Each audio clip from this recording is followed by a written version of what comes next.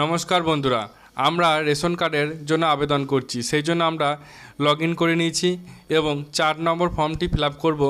তাই 4 নম্বর অপশানে আমরা ক্লিক করলাম।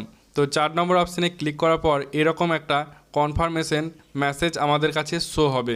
তো এই মেসেজটি আমরা পড়ে নিলাম এবং দেখলাম যে আমাদের পুরো পরিবারকে RKSY 1 কার্ডে রূপান্তর করতে হবে, না হলে আমরা নতুন যে রেশন কার্ডটি আবেদন করব সেই রেশন কার্ড থেকে আমরা রেশন পাবো না।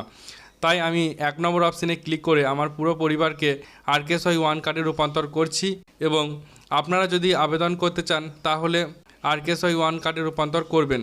এই সম্পর্কিত আমার একটা ভিডিও এই চ্যানেলে আপলোড করা আছে, সেই ভিডিওটি দেখে নিন এবং তাহলে বুঝতে পারবেন।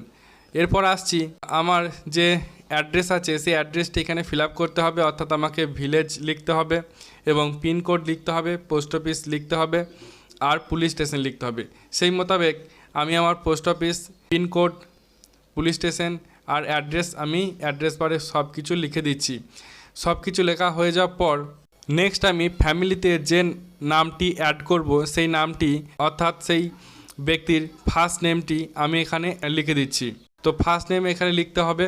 তারপর মিডিল নেম থাকলে মিডিল নেম লিখে দেবেন। মিডিল নেম যদি না থাকে তাহলে লেখার দরকার নেই, তাহলে আপনি লাস্ট নেম লিখে দেবেন। তারপর সেই ব্যক্তির ফাদার নেম অথবা সেই ব্যক্তির মাদার নেম লিখে দেবেন। নেক্সট সেই ব্যক্তির জেন্ডার আপনি সিলেক্ট করবেন। জেন্ডার সিলেক্ট করার পর সেই ব্যক্তির আপনি ডেট অফ বার্থ লিখবেন। ডেট অফ বার্থ অর্থাৎ আমি একজন চাইল্ড মানে শিশু রেশন কার্ড আবেদন করছি, সেই শিশুর নাম ফার্স্ট নেম, সেই শিশুর লাস্ট নেম আমি লিখে দিচ্ছি এবং শিশুর ফাদার নেম লিখে দিচ্ছি। শিশুর জেন্ডার মেল না ফিমেল সেটা আমি লিখে দিচ্ছি এবং ডেট অফ বার্থ লিখে দিচ্ছি। যেহেতু শিশু 5 বছরের নিচে তাই শিশুর আধার কার্ড এখানে নেই, তো সেই ক্ষেত্রে আমি ডেট অফ বার্থ সার্টিফিকেট দিয়ে আবেদন করছি। তো আপনারা ডেট অফ বার্থ সার্টিফিকেট দিয়ে আবেদন করবেন। নেক্সট সব কিছু লেখা হয়ে যাওয়ার পর আমরা নেক্সট অপশানে ক্লিক করব। তো যেহেতু শিশু আধার কার্ড নেই তাই আমরা নেক্সট অপশানেই ক্লিক করলাম। তো নেক্সট অপশানে ক্লিক করব এবং সমস্ত কিছু আমরা চেক করে নেব।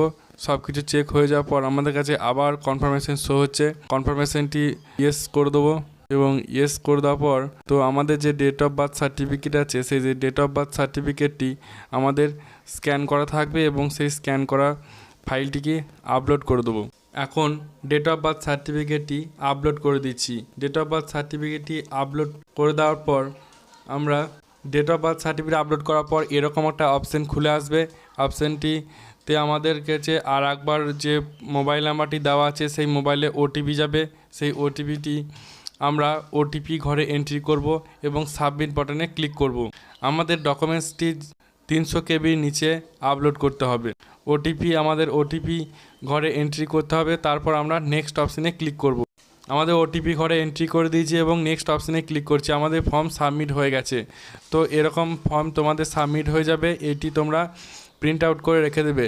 আর তোমাদের যে মোবাইল নাম্বারটি আছে সেই মোবাইল নাম্বারটি দিয়ে তোমরা স্ট্যাটাস চেক করতে পারবে। তো ভিডিও ভালো লাগলে ভিডিওতে একটি লাইক করে দিও। চ্যানেলে নতুন হয়ে থাকলে চ্যানেলটিকে সাবস্ক্রাইব করে দিও। এরকম ভিডিও পেতে চ্যানেলকে অবশ্যই সাবস্ক্রাইব করে রাখো।